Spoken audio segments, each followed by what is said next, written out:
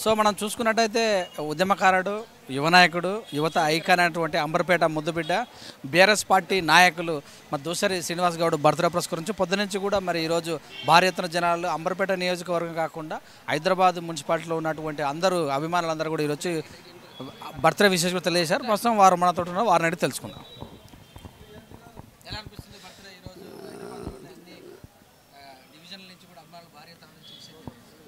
చాలా సంతోషంగా ఉంది.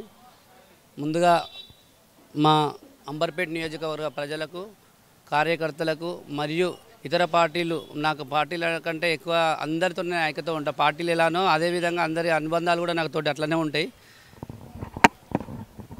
ఈరోజు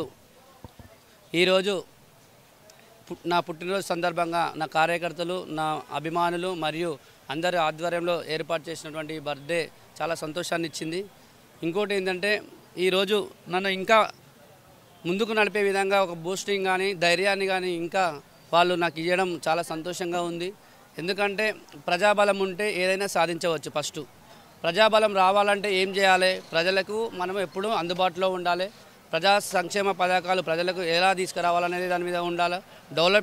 డెవలప్మెంట్ విషయానికి వస్తే బస్సీలలో ఏ సమస్యల మీద ప్రజలు ఇబ్బందులకు గురవుతున్నారు, ఆ ఇబ్బందులు లేకుండా చేయాలంటే ఏ విధంగా చేయాలనే ఒక అవగాహన కూడా నాకు 1-2 ఇయర్స్లో వచ్చింది. అదేవిధంగా నేను మా కార్పొరేటర్ లవణ్య గారి ఆధ్వర్యంలో ఎమ్మెల్యే గారు కూడా సహాయ సహకారంతో గౌరవ మంత్రి కేటీఆర్ అన్న గారి ఆశీర్వాదము, హరీష్ అన్న ఆశీర్వాదంతో డెవలప్మెంట్ కూడా మా గోల్నాకలో బ్రహ్మాండంగా డెవలప్మెంట్ చేస్తున్నాము. అదేవిధంగా రానున్న రోజులలో కూడా ఇదే విధంగా ఇంతకంటే డబుల్ స్ఫూర్తితో ముందుకెళ్తాము. కొన్ని సమస్యలు ఉన్నాయి నాకు పర్సనల్గా, నా కార్యకర్తలకు తెలుసు, మా డివిజన్ ప్రజలకు తెలుసు. ఆ సమస్యలు తొలగిపోవాలంటే ఇంకా కొన్ని రోజులు ఓపిక పట్టాలా. ఆ సమస్యలు తొలగిపోవాలంటే ఇంకోటి మా కార్యకర్తలలో ధైర్యం రావాలా. ఆ ధైర్యం అనేది ఈరోజు మా బర్త్డే సెలబ్రేషన్లో చూడడం జరిగింది. ప్రతి ఒక్క సైనికుడు నీ వెంట మేము ఉన్నాము, నీ వెంట ఏడికైతే ఆడికి మేము సిద్ధంగా ఉన్నాము అనేది నాకు పర్సనల్గా కూడా వచ్చి కలవడము, నాకు పర్సనల్గా ఫోన్లో మెసేజ్లు పెట్టడము నాకు చాలా సంతోషాన్ని ఇచ్చింది. ధైర్యాన్ని కూడా ఇంకా ముందుకు పోయే ధైర్యాన్ని నాకు వాళ్ళు కలిగించారు. నా కార్యకర్తలకు ఎవరైతే నాకు ఆ ధైర్యాన్ని ఇస్తారో, ఆ స్ఫూర్తిని ఇస్తారో, ఆ స్ఫూర్తితో ఇంకా మీ ఆశీర్వాదంతో ఇంకా ముందుకెళ్తాను. మీకు ఏ సమస్య వచ్చినా, ఏ ఆపద వచ్చినా నాతో అయినంత వరకు సహాయ సహకారం ఎప్పుడు నా ప్రజలకు నేను అందిస్తానని కూడా మీ టీవీ ఛానళ్ళ ద్వారా నేను వాళ్ళకు వివరిస్తున్నాను. అదేవిధంగా కొంచెం నాకు సమయం పట్టింది. అదేంటంటే నేను కూడా కొత్తగా కార్పొరేటర్ అయినాము. మాకు కూడా అభివృద్ధి మీద నాకు ఫస్ట్ నుంచి కూడా నాకు ఏంటంటే సీఎం గారు అంటారు ఇప్పుడు సీఎం గారి గురించి కూడా మనం గుర్తుగా చర్చిస్తుంటాం. బక్క పల్సని అని. ఇప్పుడు బక్క పల్సని ఈడేంది ఆడేందని మనము ఏదైతే అనుకుంటుంటారో ప్రజలు, ఒకటి కరెంటు తీగ సన్నగానే ఉంటుంది, దాన్ని ముట్టుకుంటే దాని వెలుతురు తెలుస్తుంది. నువ్వు చీకట్లో ఉన్నప్పుడు కూడా దాని వెలుతురు తెలుస్తుంది.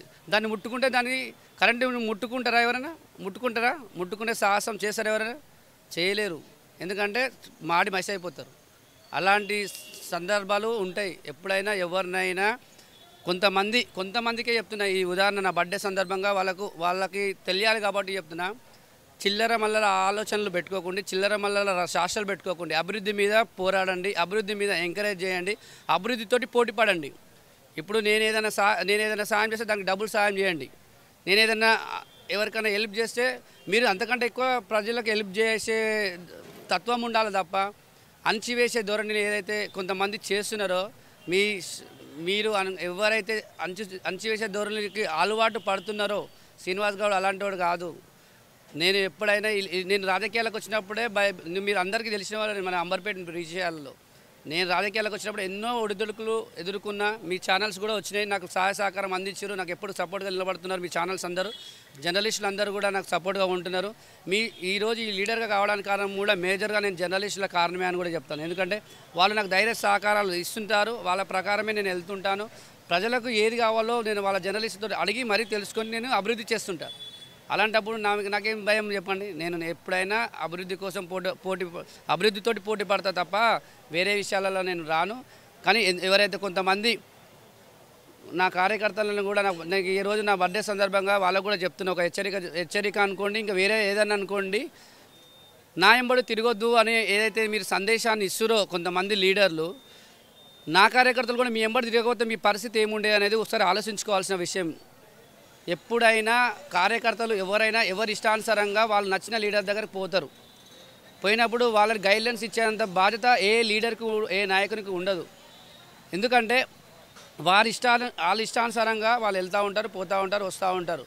వాళ్ళని ఏదో పేద కుటుంబాలను చూసుకొని మనం ఇష్టం ఉన్నట్టుగా మనము మాట్లాడము, బెదిరించడము ఇది సహించరాని విషయము. ప్రజలు కూడా దీన్ని ఖండించాలి, కార్యకర్తలు కూడా ఒక అవగాహనకు రావాలి. ప్రజలు అంబర్పేట నియోజకవర్గ ప్రజలు ముఖ్యంగా ఒక అవగాహనకు రావాలని మాత్రం ఈ స్టేజ్ మీద నేను చెప్తున్నాను. ఎవరో బెదిరిస్తే మీరు భయపడితే చాలా కష్టమవుతుంది. రేపు రానున్న రోజులలో ప్రతి ఒక్కరూ భయపడాల్సిన పరిస్థితి ఏర్పడుతుంది. మీరు భయాందోళనకు వెళ్ళి బయటికి రండి, మీ అందరికీ నేనుంటా. 100% పార్టీ అండదండలు మనకు ఉంటాయి, దాంట్లో డౌటే లేదు. అందరము ఎవరైనా సరే బీఆర్ఎస్ పార్టీ కోసం పనిచేస్తున్నాము, కేసీఆర్ గారి నాయకత్వంలో పనిచేస్తున్నాం. కేసీఆర్ గారి ఆయన చేసినటువంటి సంక్షేమ పథకాలతోటే మనం ప్రజలం కూడా మనం లీడర్లమైన అనేది కూడా గుర్తుపెట్టుకోవాలి. మీకు గతంలో ఏముండే, మనమేముండే, ఎవరేమేముండే.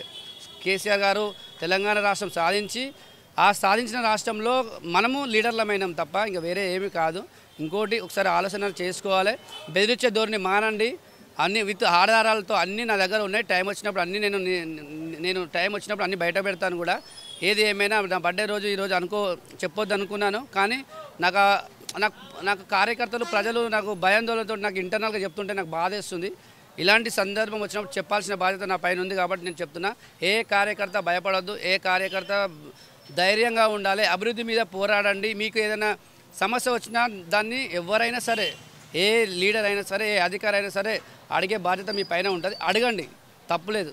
భయపడిస్తే పోకుండా లేకపోతే ఆయన దగ్గర దీని దగ్గర పోతే పోవద్దు అది అని చెప్పి గైడ్లైన్స్ ఇచ్చేంత రైట్స్ ఎవరికీ లేవు. అలాంటి ఎవరైతే ఉన్నారో మనం వాళ్ళ దగ్గర పోదంటే నీ దగ్గర కూడా వచ్చే రోజులు కూడా రానున్న రోజుల్లో భూస్థాపితం అయితే అనేది కూడా మనసులో పెట్టుకొని వేరే వాళ్ళని గైడ్లైన్స్ చేయాలని కూడా నేను ఈ సభాముఖంగా వాళ్ళకి తెలియజేస్తున్నాను. ఇక ఆయనకే తెలియాలి, నాకు తెలియదు. ఆయననే అడగని చెప్తారు సమాధానం. నాకు ఆయనకు దూరం ఏముంటుంది. ఇప్పుడు ఆయన్ని అధికారులు పిలుస్తలేరు అంటున్నారు కదా. ఆయన మేమంటే ఎమ్మెల్యే గురించి మాకు సంబంధం ఏముంటుంది చెప్పు. ఎమ్మెల్యే గారు ఆయన మమ్మల్ని పిలిస్తే మేము పోతాము అంతే. ఈరోజు నేను ఒకటి చెప్తున్నాను, ఆయన నాతో మంచుకుంటే నేను నీతో మంచుకుంటాను, నేను నీతో మంచుకుంటే నువ్వు నాతో మంచుకుంటావు. నువ్వు తమ్మిక రా అంటే నేను అన్నా అనుపోతా. నేను ఆశిస్తున్నాను, ఎప్పుడు చెప్పలేదు. పార్టీ అధిష్టానం ప్రజలలో చర్చ జరుగుతుంది. రానున్న రోజుల్లో వచ్చే ఎన్నికల్లో దూసరి శ్రీనివాస్ గౌడ్ ఎమ్మెల్యేగా పోటీ చేస్తారనేసి బలంగా వినిపిస్తుంది. ఇగో ప్రజలకి నేను ఇప్పుడు మళ్ళీ కూడా ఒకసారి చెప్తున్నా, ప్రజలకి ఏది కావాలన్నా ప్రజలే నిర్ణయిస్తారు. ప్రజలు ఎవరు అయినా సరే, మంచోడైనా చెడ్డోడైనా ప్రజల సర్వేలు ఉంటాయి. ప్రజల సర్వేల ప్రకారం ప్రజలకు అభివృద్ధి ఎవరు చేస్తే కరెక్ట్ అనేది ప్రజలు నిర్ణయిస్తారు. ఆ ప్రజలు ఏదైతే ఇంటెలిజెన్స్ సర్వేలు ఉండొచ్చు, ఇంకా ప్రజల సర్వీస్ ఉండొచ్చు, ప్రజల నుంచి సర్వే చేయొచ్చు, ఇంకా మీలాంటి జర్నలిస్టుల నుంచి సర్వే చేయొచ్చు. ఆ సర్వేలకు అనుగుణంగానే పార్టీ అధిష్టానం టికెట్ ఇస్తానని కూడా నేను భావిస్తున్నా. ప్రజలకు పనిచేసేవాడు లీడర్ కావాలి. నేనైనా సరే, ఇంకొకరైనా సరే, ప్రజలకు పనిచేసేవాడు లీడర్ కావాలి. పంచాయతీలు పెట్టే లీడర్లు కావద్దు. పంచాయతీలు పెట్టే లీడర్లు ఇంట్లో కూర్చోవాలా, పనిచేసే లీడర్లు బయటికి రావాలా. నేను అనేది అది.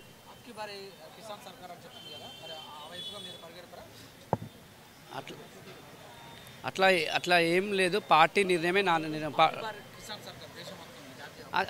మాకు ఎప్పుడైనా పార్టీ ఏ సిద్ధాంతం ఇస్తే దానికి మేము కట్టుబడి ఉంటాం. మా అధిష్టానం ఏది చెప్తే అది మేము దానికి నిర్ణయాన్ని కట్టుబడి ఉంటాం.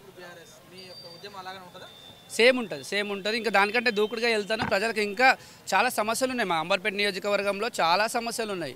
ఇప్పుడు ఈ సమస్యలు ఏం తీర్ణం చెప్పు. మనకు ఎక్కడ చూసినా కానీ కొన్ని సమస్యలు, చాలా సమస్యలు ఉన్నాయి. ఆ సమస్యలు మనము మంత్రి దృష్టికి తీసుకెళ్తున్నాము. అభివృద్ధి మీద మేము పోరాడుతున్నాము, అభివృద్ధి మీద కొట్లాడుతున్నాము. మాకు ఈ ఫండింగ్ కావాలి, ఆ ఫండింగ్ కావాలి.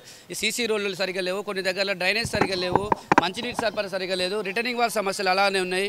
చాలా సమస్యలు ఉన్నాయి మనకు అంబర్పేటలో సమస్యలు ఏం తీర్చినాం చెప్పండి. తీర్చాలని మేము ఒత్తిడి చేస్తున్నాం. మేము